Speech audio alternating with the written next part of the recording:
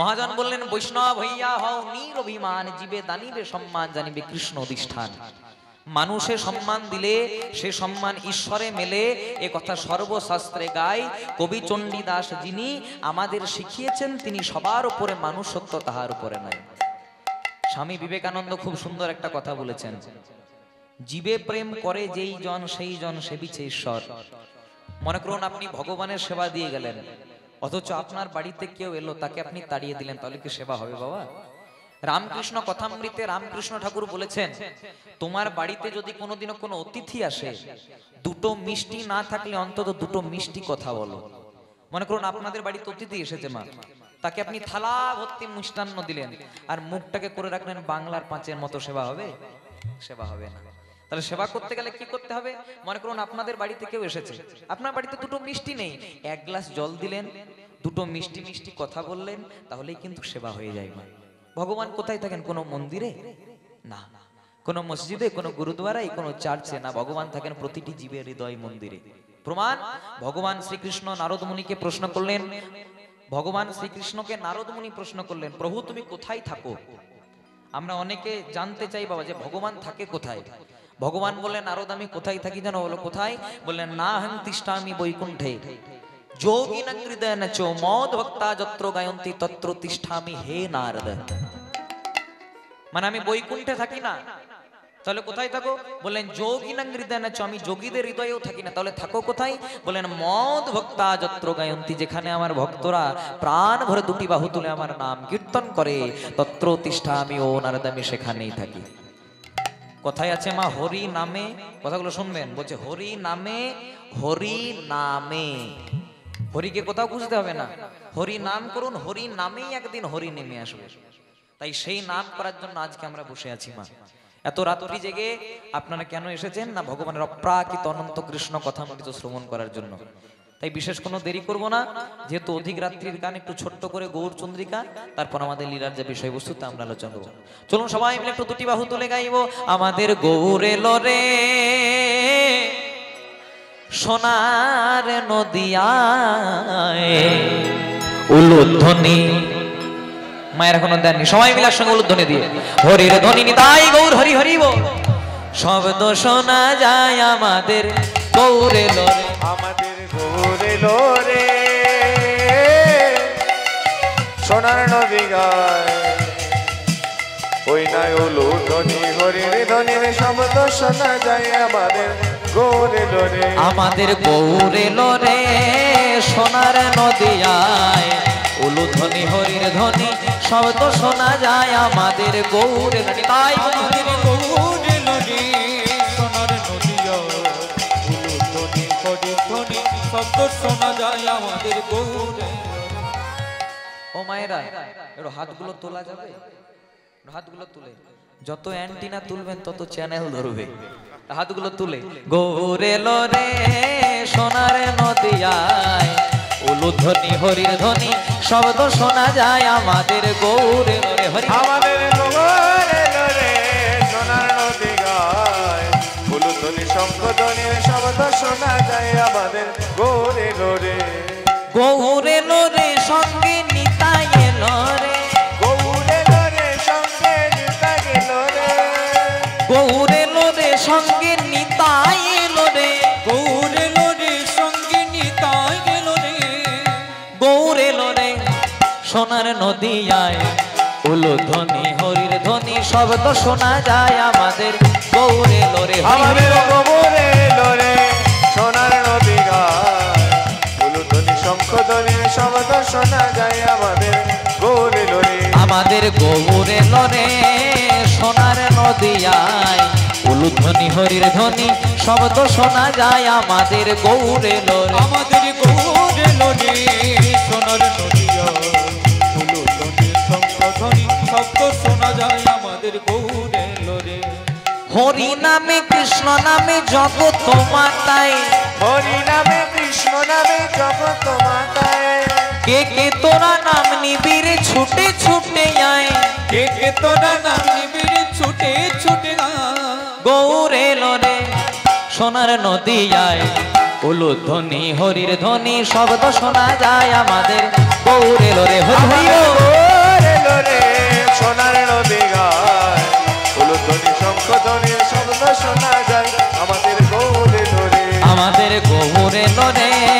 সোনার নদী যায়, উলুধ্বনি হরির ধ্বনি শব্দ শোনা যায় আমাদের গৌরে লয়। আমাদের গৌরে লড়ে সোনার নদী হয়, উলুধ্বনি শঙ্খধ্বনি শব্দ শোনা যায় আমাদের গৌরে লড়ে।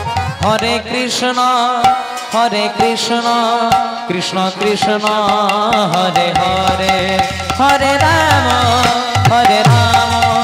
রাম রাম হরে হরে।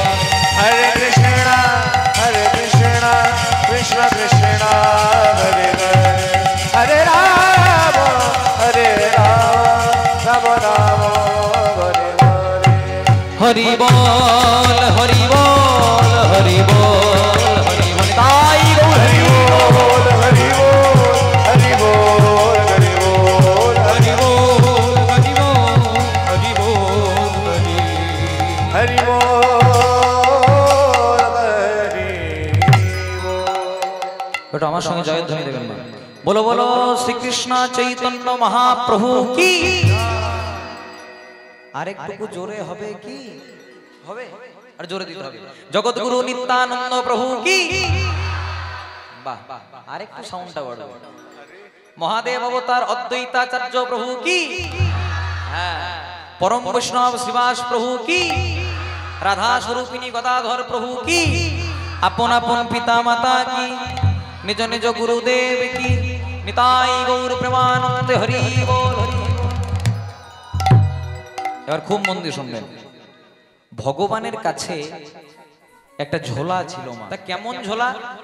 যে ভগবান যেখানেই যেতেন ঝোলাটাকে কিন্তু সঙ্গে সঙ্গে নিয়ে যেতেন মা। দেখবেন আমাদের কাছে যখন আমরা কোথাও, আমাদের কাছে ব্যাগ থাকে, থলি থাকে, ঝোলা থাকে, তেমনি ভগবানের কাছে ওটা ঝোলা ছিল মা। তা কেমন ঝোলা? যে ভগবান যেখানেই যেতেন ঝোলাটাকে কিন্তু সঙ্গে সঙ্গে নিয়ে যেতেন।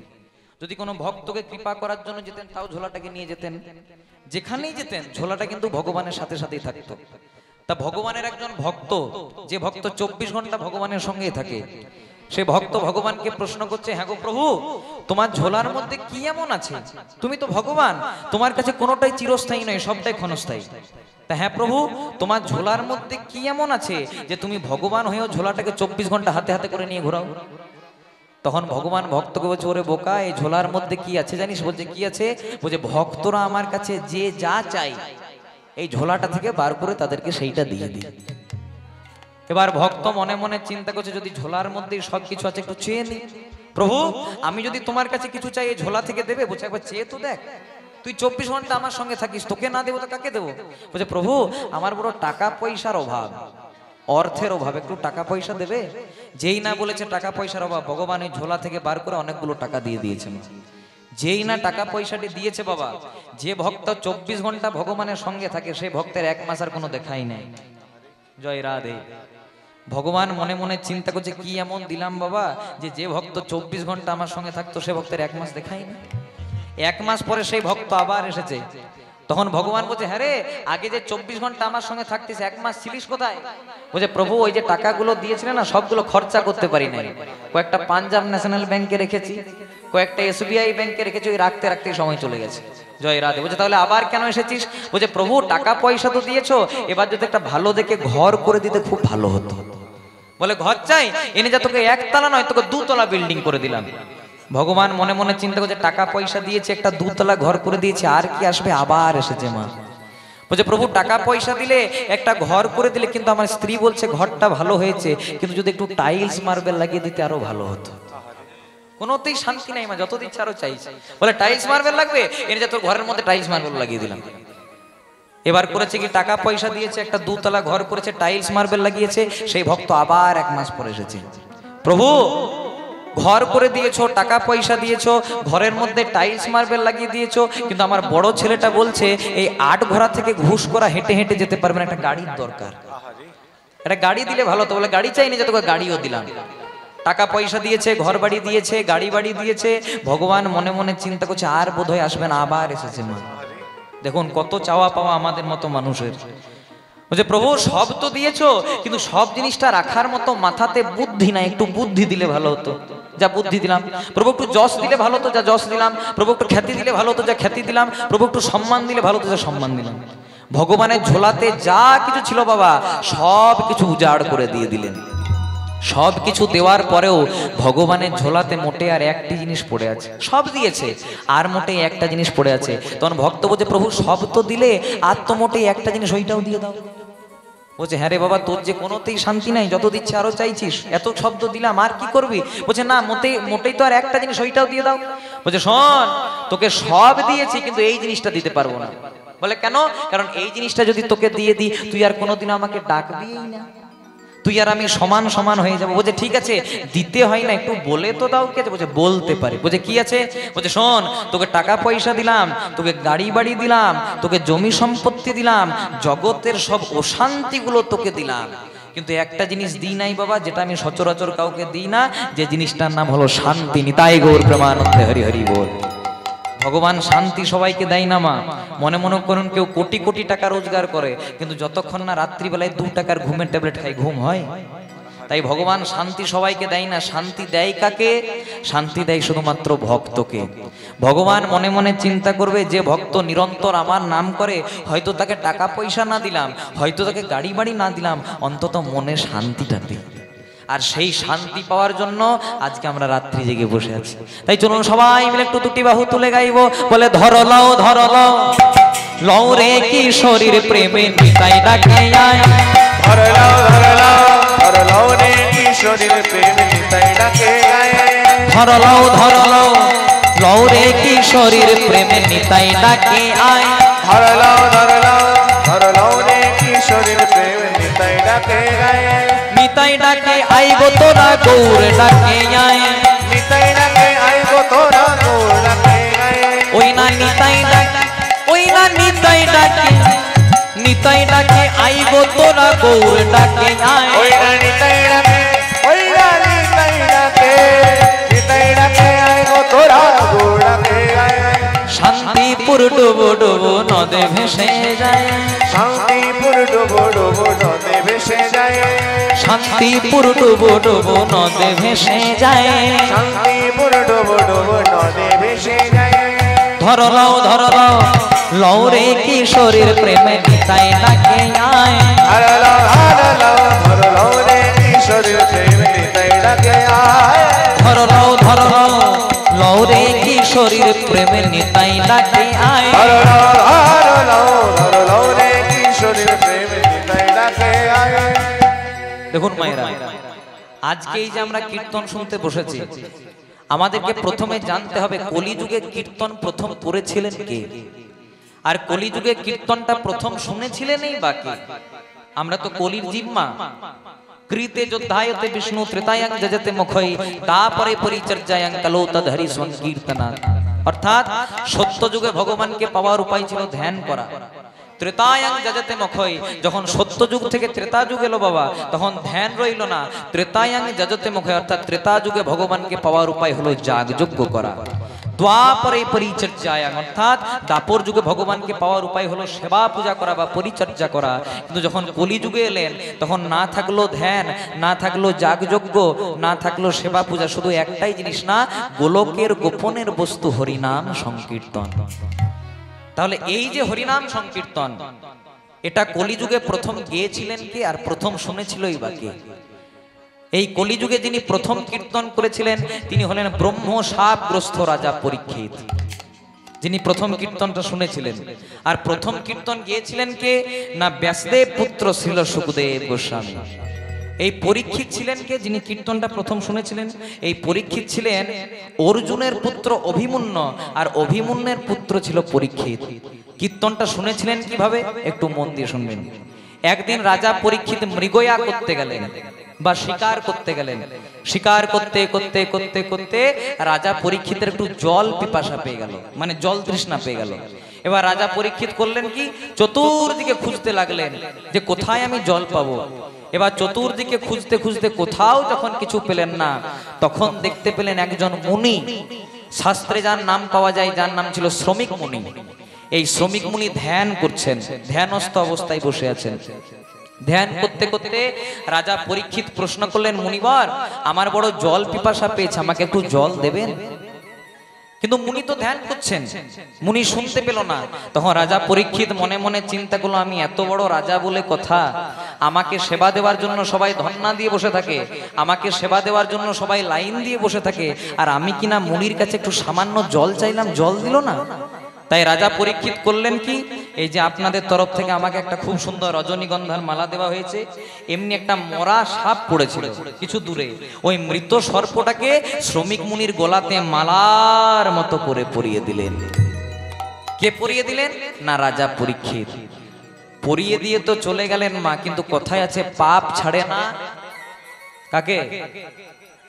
কাকাকে? বাপকে। পাপ করে চলে গেলেন, আর কিছুক্ষণ পরেই সেখানে এলেন শ্রমিক মুনির পুত্র, যার নাম ছিল সিংহী মুনি। এবার সিংহী মুনি লক্ষ্য করলেন আমার বাবার গলা থেকে মরা সাপ ঝুলিয়ে দিয়েছে, মানে মৃত সর্প ঝুলিয়ে দিয়েছে। সিংহী মুনি কুমণ্ডল থেকে 2 ফোঁটা জল নিয়ে অভিশাপ দিলেন, তুমি যেই হও, এই যে আমার বাবার গলাতে মরা সাপ ঝুলিয়ে দিলে, অভিশাপ দিলাম 7 দিনের মধ্যেই তক্ষতের দংশনে তোমার মৃত্যু হবে। এবার শ্রমিক মুনি যখন ধ্যান থেকে উঠলেন, আজ শ্রমিক মুনি ধ্যান থেকে উঠে পরে বললেন, বাবা ও তো ভালো রাজন রে, ও ভালো রাজা, একটু না হয় অহংকার করেই ফেলেছে। না কি করেছে? না আমার গলাতে একটা মরা সাপ ঝুলিয়ে দিয়েছে, তা বলে তুই এত বড় অভিশাপ দিলি কি না যে 7 দিনের মধ্যে তক্ষতের দংশনে মৃত্যু হবে? এ তো ভালো কাজ নয়। কথায় আছে মা মুনি নাঞ্চ মতিভ্রম, মানে মুনি মানুষেরও মাঝে মাঝে মতিভ্রম হয়ে যায়। এটা কোথা থেকে প্রমাণ হয়েছে? না ওই সিংহী মুনির কাছ থেকে। কেন না সিংহী মুনি দেখতে পেলেন আমার বাবার গলা থেকে মৃত সর্প ঝুলিয়ে দিয়েছে, মরা সাপ ঝুলিয়ে দিয়েছে, তাই সিংহী মুনি অভিশাপ দিলেন কি না আমার বাবার গলাতে যে মরা সাপ ঝুলিয়ে দিল, অভিশাপ দিলাম যে 7 দিনের মধ্যে তক্ষতের দংশনে তার মৃত্যু হবে। এবার শ্রমিক মুনি বললেন, দেখ বাবা, যখন বলেই ফেলেছিস আর তো অভিশাপটা ফিরিয়ে নেওয়া যাবে না, কিন্তু রাজাকে গিয়ে একটু জানিয়ে দিয়ে আয় যে ওর কাছে মোটেই সময় আর 7 দিন। এবার সিংহী মুনি আজ শ্রমিক মুনির কথা মতো গেলেন কোথায়? না রাজা পরীক্ষিতের রাজ দরবারে। রাজা পরীক্ষিত আজ সিংহী মুনিকে দেখেই করলেন কি, আজকে চরণ দুটিকে ধৌত করে দিলেন, পদকর্তা মহাজন এক পাশে কলম দিলেন, বলে অনেক ভাগ্যের ফলে বৈষ্ণব আসে মেলে, ওই নাই অনেক ভাগ্যের ফলে বৈষ্ণব আসে মেলে, বলে অনেক ভাগ্যের ফলে বৈষ্ণব আসে মেলে, ওই নাই অনেক ভাগ্যের ফলে বৈষ্ণব আসে মেলে, ঘরে হয় বৈষ্ণব সেবা, ওই ঘরে ঘরে বৈষ্ণব সেবা, ওই না ঘরে হয় বৈষ্ণব সেবা, ওই না ঘরে ঘরে বৈষ্ণব সেবা, ও কি না দিয়ে বৈষ্ণব সেবা।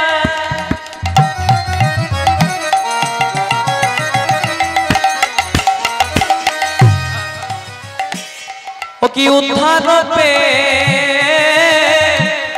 পেয়েছে কে মা, ওই না না দিয়ে বৈষ্ণব সেবা,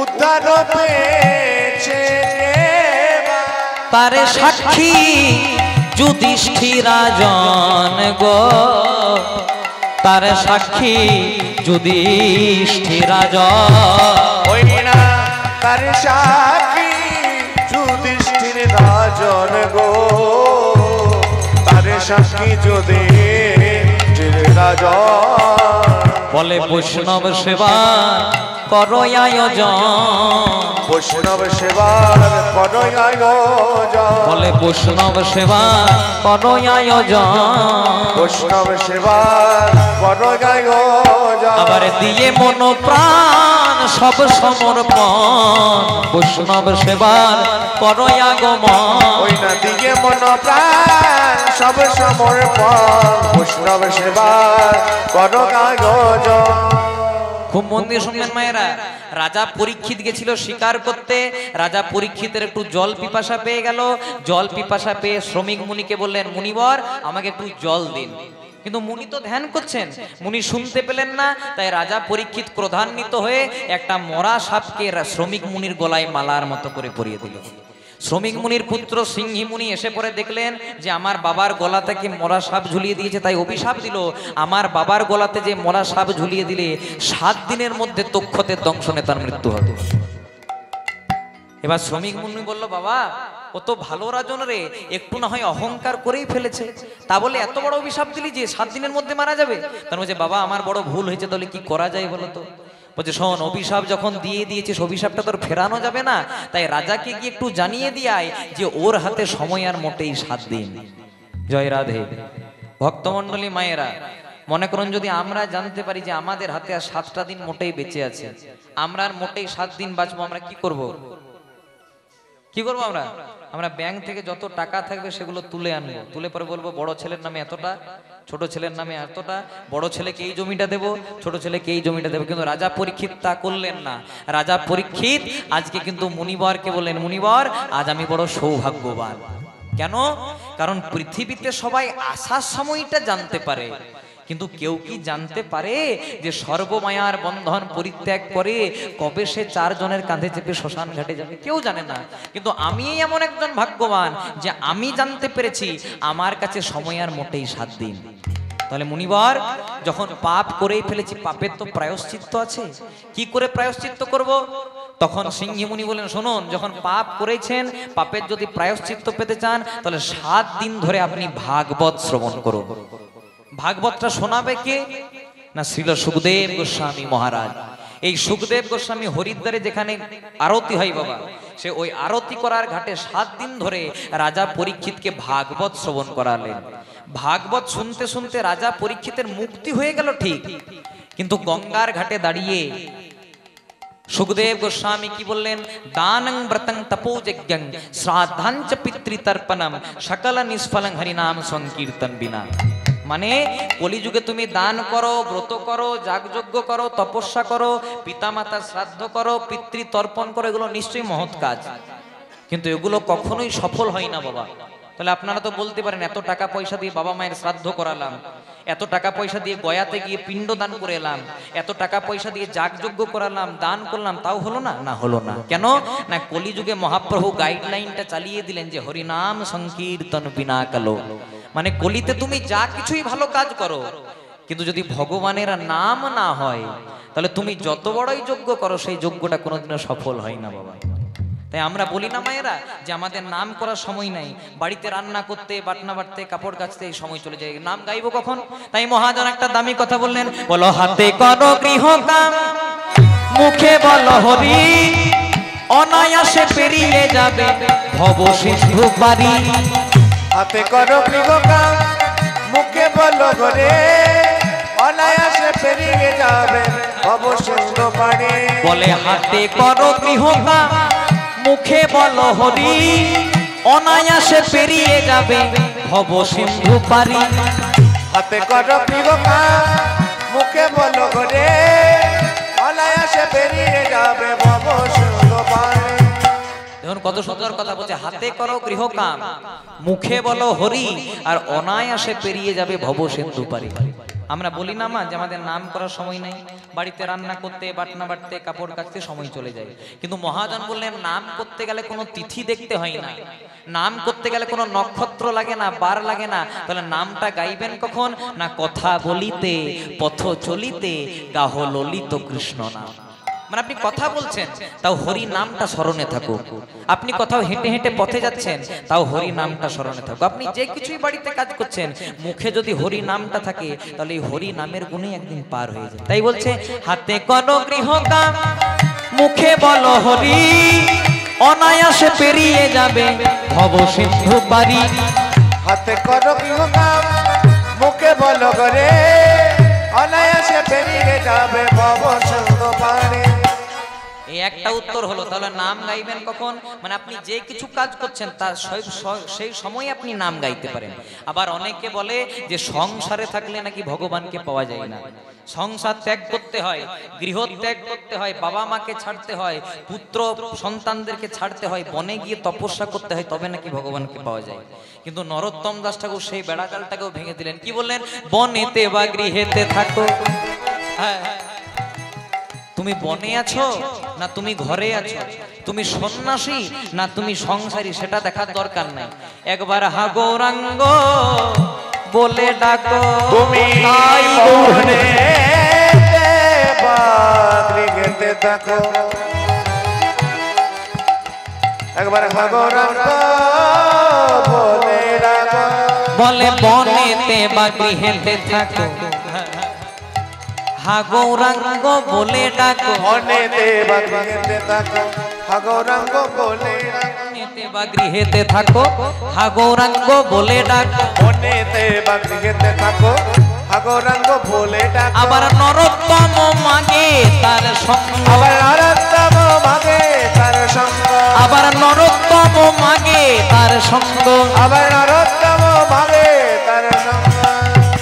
একবার বদনে ভরে হরি বলো ভাই, বদন বরে হরি বল ভাই, বদনে ভরে হরি বলো ভাই, বদন বরে হরি বল ভাই, এখন না হয় বলবে কখন, আবার বদন বরে হরি বল সবাই বাহু দুটি ঊর্ধ্বে করে বদন বরে হরি বল। এবার হরি হরি হরি বলে, প্রেমানন্দে বাবু তুলে হরি হরি হরি বলে, প্রেমানন্দে বাবু তুলে হরি হরি হরি বলে, প্রেমানন্দে বাবু তুলে হরি হরি হরি বলে, প্রেমানন্দে বাবু তুলে একবার বদন ভরে হরি বলো ভাই। তাহলে যে বনেতে বা গৃহেতে থাকো, হা গৌরাঙ্গ বলে ডাকো, নরোত্তম মাগে তার সঙ্গ। ভক্তমণ্ডলী মায়েরা, মহাজন বললেন তোমাদের জন্ম হোক যথা তথা, কিন্তু তোমাদের কর্মটি যেন ভালো হয়। আমাদের কারু জন্ম আট ঘোরাতে, আমাদের কারু জন্ম ঘুষ করাতে, আমাদের কারু জন্ম নতুন হাটে, আমাদের কারু জন্ম বাঁকুড়াতে, কিন্তু মহাজন বললেন তোমাদের সেটা দেখার দরকার নাই, যে জনা শ্রীকৃষ্ণ ভজে সে হয় আমার প্রাণ রে।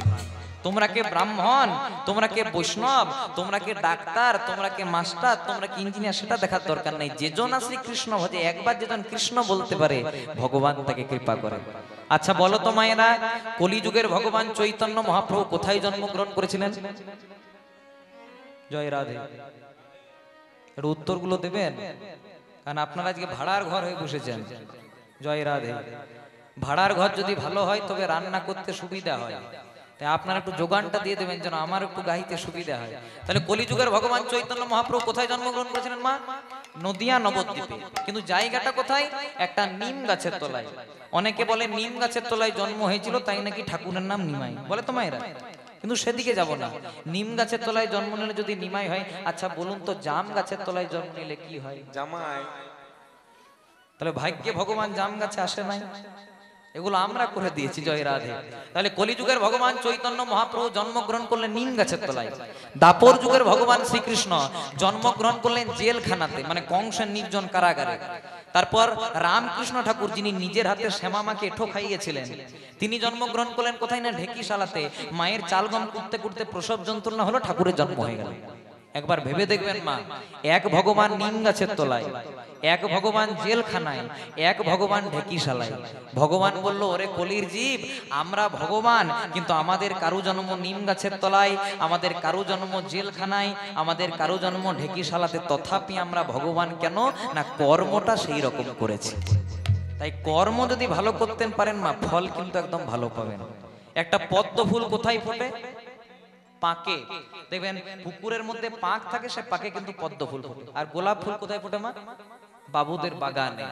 বাবুদের বাগানে উপযুক্ত সার পেল, কীটনাশক পেল, রক্ষা পেল, তবে একটা গোলাপ ফুল ফুটলো। কিন্তু ভ্যালেন্টাইন্স ডে দিনে গোলাপ ব্ল্যাকে বিক্রি হলেও গোলাপ গোবিন্দের চরণ পাই না। গোলাপ পাই না, মা দুর্গার চরণ পাই কে না শুধুমাত্র পদ্ম ফুল। পদ্ম ফুলটা বললো, দেখো আমার জন্ম পাকে, তথাপি আমি গোবিন্দের চরণ পেলাম, তথাপি আমি মা দুর্গার চরণ পেলাম। কেন না কর্মটা সেই রকম করে রেখেছে। জয় রাধে। আপনি একটু আমার দিকে তাকান, আমি এতটাও দেখতে খারাপ নই যে আমার দিকে তাকানো যাবে না। জয় রাধে। একটু আমার দিকে তাকান। তাই কর্ম যদি ভালো করতে পারেন ফল নিশ্চয়ই পাবেন। তাই পদকর্তা মহাজন কলম দিলেন, বলে রাধা কৃষ্ণ একই আত্মা দুই দেহ ধরি। রাধা কৃষ্ণ একই আত্মা দুই দেহ ধরি। রাধা কৃষ্ণ এক আত্মা দুই দেহ ধরি। রাধা কৃষ্ণ একই আত্মা দুই দেহ ধরি। অনন্যে বিলাস রস আস্বাদন করে। অনন্যে বিলাস রস আস্বাদন করি। অনন্যে বিলাস রস আস্বাদন করে। অনন্যে বিলাস রস আস্বাদন করি। সেই দুই কলিতে এবে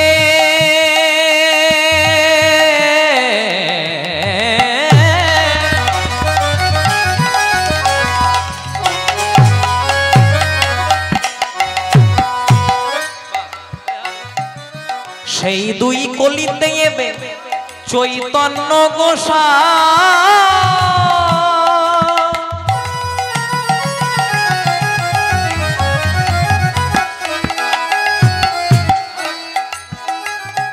লীলারস আস্বাদিতে দোহে এক হইলা ঠাই। সেই দুই কলিতে এবে। আস্তে জয় রাধে। আমরা অনেকে বলি না বাবা যে গোবিন্দের চরণে তুলসী দিতে হয়, রাধারানীর চরণে দিতে নাই। এগুলো ভুল কথা। কেন? কারণ রাধারানী কোনো সামান্য নারী নয়, রাধারানী কোনো সামান্য চরিত্র নয়। ভগবানই তার বাম অঙ্গ থেকে সৃষ্টি করেছিলেন একজন নারী, যার নাম রাধারানী। তাহলে আপনারা তো বলতে পারেন, তাহলে রাধা আর গোবিন্দ এক হলো কি করে? রাধা তো নারী তত্ত্ব, কৃষ্ণ তো পুরুষ তত্ত্ব। কিন্তু এই জগতে কেউ পুরুষ কেউ নারী নয়, একা পুরুষ গোবিন্দ, আমরা হলাম প্রকৃতি। তাহলে গোবিন্দ আর রাধারানী যে এক, তার প্রমাণ কোথায়? লীলাটা খুব মন দিয়ে শুনবেন বাবা। দ্বারকাতে ভগবান শ্রীকৃষ্ণ রাজা হয়ে বসে আছেন, আর ভগবানের এক পাশে আছে রুক্মিণী আর এক পাশে আছে সত্যভামা। ভগবান রাজা হয়ে বসে আছেন দ্বারকাতে, এক পাশে রুক্মিণী এক পাশে সত্যভামা। হঠাৎ রুক্মিণী আর সত্যভামা ভগবান শ্রীকৃষ্ণকে এক গ্লাস গরম দুধ দিয়েছে বাবা পান করতে। এবার গোবিন্দ করেছে কি, দুধটা একটু অন্যমনস্ক অবস্থাতে পান করতে গিয়ে গোবিন্দের একটু ছেঁকা লেগে গেছে। আমাদের যখন ছেঁকা লেগে যায়, আমাদের যখন বিপদ হয়, কি বলি? ও মা গো বাবা গো বলি না? কেউ বলে ও শাশুড়ি গো, ও শ্বশুর গো, জয় রাধে, ও মা গো বাবা গো বলি না? কিন্তু কৃষ্ণের যেই না ছেঁকাটা লেগেছে, কৃষ্ণ ও মা গো বাবা গো বলেনি, কৃষ্ণ বলে দিয়েছে হা রাধে। তখন রুক্মিণী সত্যভামা মনে মনে চিন্তা করছে, রাধা নামে নিশ্চয়ই কেউ আছে যাকে আমাদের স্বামী একটু এক্সট্রা অর্ডিনারি ভালোবাসে। কেন না? বিপদের সময় যার নামটা মুখে আসে তাকে মানুষ বেশি ভালোবাসে। তাহলে নিশ্চয়ই রাধা নামে কেউ আছে যাকে আমাদের স্বামী একটু বেশি ভালোবাসে। তাই হয়েছে কি, 16,108 জন স্ত্রীকে লম্বা লম্বি লাইন দিয়ে দাঁড় করিয়েছে রুক্মিণী সত্যভামা। বলছে দেখতে হবে রাধাটা আজকে কে। কেন না? ওই দুধটা ছেঁকা লেগে গেছে খেতে খেতে, আর কৃষ্ণ বলে দিয়েছে হা রাধে। তাহলে রাধাটা কে? এবার যখন 16,108 জন স্ত্রীকে লাইন দিয়ে দাঁড় করিয়েছে, বলছে তুমি কি? আমি রুক্মিণী। তুমি? আমি সত্যভামা। তুমি? আমি জাম্ববতী। তুমি? আমি বসুন্ধরা। এক এক করে বাবা 16,108 জন পেরিয়ে গেছে, কিন্তু রাধা নামে কাউকে পাই নাই। এবার রুক্মিণী সত্যভামা মনে মনে চিন্তা করছে, তাহলে রাধাকে পাবো কোথায়? আর এই দিকে যখন রুক্মিণী সত্যভামা চিন্তা করছে রাধাটা কে, তখন নারদ মুনি দরজার আড়ালে বসে বসে বড় হাসছে। রুক্মিণী সত্যভামা বলছে, হ্যাঁ গো নারদ, হাসছো কেন? বলে রাধাকে দেখতে চাও? বলে হ্যাঁ, রাধাকেই তো খুঁজছি। বলছে রাধাকে দেখতে হলে দ্বারকাতে খুঁজলে হবে না, বৃন্দাবনে যেতে হবে। বলে কেন? কারণ তোমাদের স্বামী কৃষ্ণ বৃন্দাবনে রাধাকে নিয়ে লীলা করতো, দ্বারকাতে করে না। তাহলে বৃন্দাবনে? বলে হ্যাঁ বৃন্দাবনে। এবার নারদ মুনি তার ঢেকি জানে আজকে রুক্মিণী সত্যভামাকে বসিয়ে নিয়ে এসেছে কোথায় না? বৃন্দাবনে। বৃন্দাবনে যখন নিয়ে এসেছে, বলছে এই যমুনা তট হয়ে হেঁটে হেঁটে যাও, দেখবে রাধাকে দেখতে পেয়ে যাবে। যেই না কিছু দূর গেছে বাবা, দেখছে খুব সুন্দরী দেখতে একজন নারী, মারাত্মক চেহারা, বসে বসে একটা গাছের তলায় কৃষ্ণ নাম গাইছে। রুক্মিণী সত্যভামা বলছে, তুমি রাধা? আর মনে মনে চিন্তা করছে, আহা কত সুন্দর দেখতে, তাহলে আমাদের স্বামী আমাদেরকে কেন ভালোবাসবে?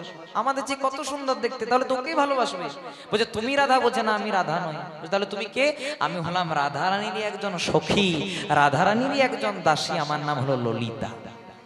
তখন রুক্মিণী সত্যভামা মনে মনে চিন্তা করছে, রাধারানী সখী যদি এত সুন্দর, রাধারানীর দাসী যদি এত সুন্দর, তাহলে না জানি রাধারানী কত সুন্দর। বলছে তাহলে রাধাকে পাবো কোথায়? বলছে আরেকটু যাও, দেখো দেখতে পেয়ে যাবে। আরেকটু যেই না গেছে বাবা, দেখছে আরেকজন খুব সুন্দরী দেখতে, প্রথমে যার সঙ্গে দেখা ছিল হচ্ছে খুব সুন্দর দেখতে, সে বসে বসে মৃদু মৃদু স্বরে রাধা নাম গাইছে। বলে তুমি রাধা? বলে না, আমিও রাধা নই, আমি হলাম রাধারানীর আরেকজন সখী, আরেকজন দাসী, আমার নাম হলো বিশাখা। তখন রুক্মিণী সত্যভামা মনে মনে চিন্তা করছে, নে বাবা, খুঁজতে এলাম রাধাকে, আর প্রথমে ললিতা বিশাখা বলছে রাধা কোথায়? বলছে আরেকটু যাও, দেখতে পেয়ে যাবে। যেই না কিছু দূর গেছে বাবা, দেখছে রাধারানী অচৈতন্য অবস্থায় আজকে কৃষ্ণ কৃষ্ণ বলে বিলাপ করছে। আর কি বলছে জানো? বলে পরানো বধুর লাগি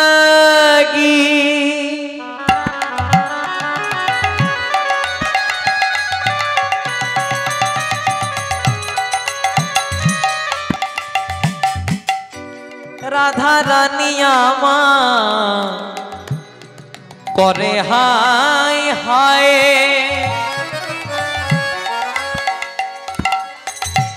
যে করে গোবিন্দ না, রাধে ধরে তার পা। পরানো বধুর লাগি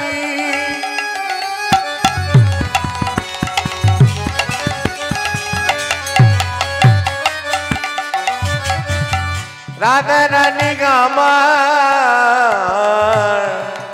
করে গায় গায়, যে করে গোবিন্দ না, রাধে ধরে তার পায়ে। রাধারানী ছলো ছলো নয়নে আজ গোবিন্দকে ডেকে ডেকে বলছে, বোধো তুমি যখন বৃন্দাবনে ছিলে বড় ভালো ছিল গো, আজকে তুমি বৃন্দাবনে নেই, আমার অবস্থাটি কেমন হয়েছে জানো? কেমন না, একটা দেহ থেকে যদি প্রাণটা বেরিয়ে যায়, সেই দেহটার যেমন কোনো দাম থাকে না, তেমনি যখন থেকে তুমি বৃন্দাবন ত্যাগ করে চলে গেছো, আমার অবস্থাটিও তেমনি। বোধো তুমি কি কোনোদিনও বৃন্দাবনে ফিরবে না গো? ও তুমি তো এখন রাজা হয়ে বসেছো, আমরা তো সামান্য গোপ গোয়ালা, তোমাকে হয়তো রাজা করতে পারিনি, কিন্তু আমরা তো আমাদের এই মনের সিংহাসনে তোমাকেই বসিয়েছিলাম গো। এইভাবে যখন রাধারানী বিলাপ করছে বাবা, তখন সেটাকে দেখছে কে? দূর থেকে লক্ষ্য করছে রুক্মিণী আর সত্যভামা। এবার রুক্মিণী সত্যভামা বুঝতে পেরে গেছে বোধহয় এইটাই রাধা, যার খোঁজে এসেছিলাম বোধহয় এইটাই রাধা। এবার রুক্মিণী সত্যভামা যেই না বলতে যাবে ও তুমি রাধা, সেই কথাটা বলার আগে রাধারানী রুক্মিণী সত্যভামাকে, ও রুক্মিণী, ও সত্যভামা, কাছে এসো, কাছে এসো। তখন রুক্মিণী সত্যভামা মনে মনে চিন্তা করছে, কই আগে তো এর সঙ্গে আমাদের দেখা হয়নি, তাহলে আমাদেরকে চিনলো কি করে যে আমার নাম রুক্মিণী, ওর নাম সত্যভামা? বলছে হ্যাঁ গো, তুমি কি করে চিনলে যে আমি রুক্মিণী ও সত্যভামা? তখন বলছে হ্যাঁ গো, আমার কাছে কি জানতে বাকি থাকে যে তোমরা তো আমারই কৃষ্ণের স্ত্রী, তোমার নাম রুক্মিণী, ওর নাম সত্যভামা। তা হ্যাঁ রুক্মিণী, হ্যাঁ সত্যভামা, তোমাদের স্বামী কৃষ্ণকে এক গ্লাস গরম দুধ দিলে কেন একটু ঠান্ডা করে দিতে পারলে না?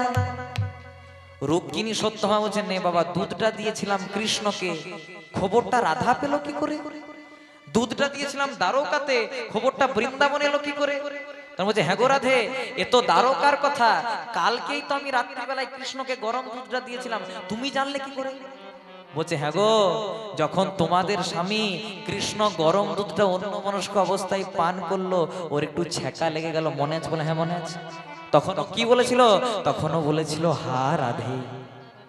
জানতে চাও রাধারানীটা কে? বলছে কে? যার খোঁজে তোমরা এসেছো, আমি হলাম সেই অভাগিনী রাধারানী। তা হ্যাঁ গো, তোমাদের স্বামী কৃষ্ণকে এক গ্লাস দুধ দিলে একটু ঠান্ডা করে দিতে পারলেন, বলছে জানলে কি করে? এবার রাধারানী তার জিউ হাঁটি বাড়িয়ে দিলেন বাবা, মানে জিভটি অগ্রসর করলেন। যেই না রাধারানী তার জিভটি বাড়িয়ে দিল, রুক্মিণী সত্যভামা লক্ষ্য করছে রাধারানীর জিভটির মধ্যে দু তিনটে বড় বড় ফোসকা পড়ে গেছে। হ্যাঁ গো রাধে, তোমার জিভে ফোসকা কিসের? বলে আমার জিভে কিসের ফোসকা জানো? বলে কিসের? ওই যে তোমরা কৃষ্ণকে এক গ্লাস গরম দুধ দিয়েছিলে, ওর একটু ছ্যাঁকা লেগে গেছিল, আর ও বলেছিল হা রাধে। যখন ও হা রাধে বলল, ওর অঙ্গের জ্বালা যন্ত্রণা ব্যথা ফোসকা সব আমি আমার নিজের বদনে নিয়েছি। রুক্মিণী সত্যভামার আর বুঝতে বাকি রইল না বাবা, যে রাধারানী কোনো সামান্য নারী নয়, রাধারানী কোনো সামান্য চরিত্র নয়, ভগবানেরই আরেকটি অংশ, যার নাম হলো শ্রীমতী রাধা ঠাকুর। তাই বোধকর্তা মহাজন কলম দিলেন, বলে রাধা কৃষ্ণ একই আত্মা দুই দেহ ধরি। রাধা কৃষ্ণ একই আত্মা দুই দেহ ধরি। অনন্য বিলাস রস আস্বাদন করি।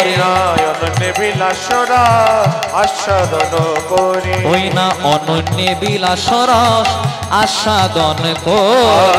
অনন্য বিলাস আস্বাদন করি। সেই দুই কলিতে এবে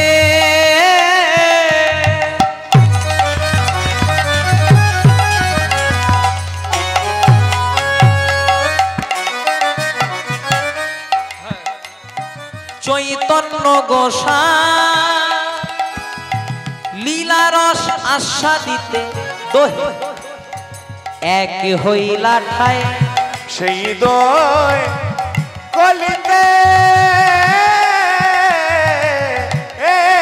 এবে।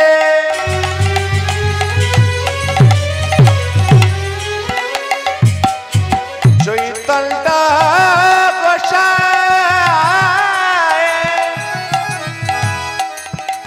ওই না লীলার শাদিতে তোকে গেকে হইলাটাই। বলে যেই রাধা সেই কৃষ্ণ। বলে যেই রাধা সেই কৃষ্ণ। যেই রাধা সেই কৃষ্ণ। বলে যেই রাধা সেই কৃষ্ণ। তোহে মিলে শ্রী চৈতন্য। বলে যেই রাধা সেই কৃষ্ণ। বলে তোহে মিলে শ্রী চৈতন্য। বলে যেই রাধা সেই কৃষ্ণ। একবার হরি হরি হরি বলে। প্রেমানন্দে বাবু তুলে। হরি হরি হরি বলে। বলে প্রেমানন্দে বাবু তুলে। হরি হরি হরি বলে। বলে যেই রাধা সেই সেই। কৃষ্ণ। তাহলে এতক্ষণ আমরা ছিলাম লীলাম প্রথম অংশে, এবার প্রবেশ করব মধুময় শ্রীরাম বৃন্দাবনে। বাসুদেব ঘোষ কহে করি জোড় হাত। হরি জোড়া বৃন্দাবনে যেই কৃষ্ণ, নবদ্বীপে সেই তো গোরা, আর নীলাচলে সেই তো জগন্নাথ। সেই তো জগন্নাথ। বাসুদেব ঘোষ কহে করি জোড় হাত। বৃন্দাবনে যে কৃষ্ণ, নবদ্বীপে সেই হয়েছে মা গৌর, আর নীলাচলে বা পুরীধামে সেই হয়েছে জগন্নাথ। আমরা অনেকে বলি না, যারা দুর্গা ভক্ত তারা বলে দুর্গা সবার চেয়ে বড়, যারা কালী ভক্ত তারা বলে কালী সবার চেয়ে বড়, যারা কৃষ্ণ ভক্ত তারা বলে কৃষ্ণ সবার চেয়ে বড়। কিন্তু কে সবচেয়ে বড় বাবা? ভগবান নিয়ে পার্থক্য করলে চলবে না। কেন? কারণ যে কৃষ্ণ সেই কালী সেই জগন্নাথ। প্রমাণ কোথায়?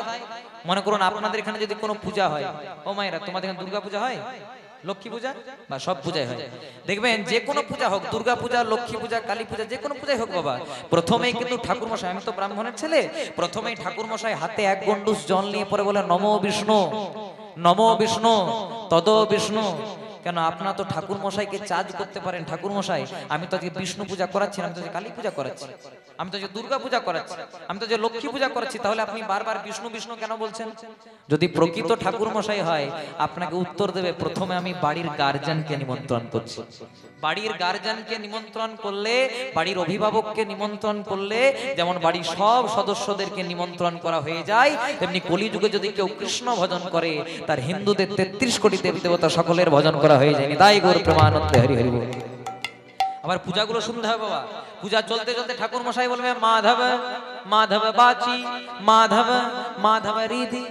করাচ্ছেন কালী পূজা কিন্তু ডাকছে কাকে? মাধবকে মানে কৃষ্ণকে। করাচ্ছেন লক্ষ্মী পূজা কিন্তু ডাকছে কাকে? মাধবকে মানে কৃষ্ণকে।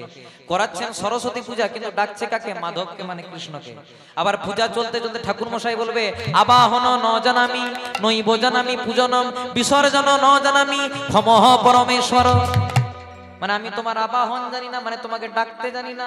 নৈব জানামি পূজনম মানে তোমার পূজাও জানি না। আর যদি ডাকতে জানি না, পূজা জানি না, তবে তোমার বিসর্জনও জানি না, ক্ষমঃ পরমেশ্বর মানে হে গোবিন্দ ক্ষমা কর। তাহলে করাচ্ছেন কালী পূজা, করাচ্ছেন লক্ষ্মী পূজা, করাচ্ছেন দুর্গা পূজা, তাও ডাকছে সেই গোবিন্দকে। আর পূজা শেষটা দেখবেন, এটা সবচেয়ে দামি জায়গা মা। যখন পূজা শেষ হয়ে যাবে, যে কোনো পূজা, কালী পূজা, দুর্গা পূজা, লক্ষ্মী পূজা, সরস্বতী পূজা, যে কোনো পূজা শেষ হবে, তখন ঠাকুর মশাই বলবে শেষ মন্ত্র, সর্ব পাপ নারায়ণ চরণে সমর্পয়। মানে এতক্ষণ পূজা করতে করতে আমার বা আমার যজমানের যদি কোনো ভুল ত্রুটি হয়ে থাকে, হে নারায়ণ ক্ষমা করো। মানে আপনি করাচ্ছেন কালী পূজা, আপনি করাচ্ছেন দুর্গা পূজা, আপনি করাচ্ছেন সরস্বতী পূজা, সব পূজা করাতে গেলে আগেও নারায়ণ, পেছনেও নারায়ণ, ডান দিকেও নারায়ণ, বাম দিকেও নারায়ণ। তাহলে কর্ড লাইনে কেন হাঁটবেন? ডাইরেক্ট মেন লাইনে হাঁটুন। প্রথমে কৃষ্ণকে ডাকুন, তাইলে কৃপা হয়ে যাবে। আরেকটা দৃষ্টান্ত দিলে পুরোটা পরিষ্কার হয়ে যাবে।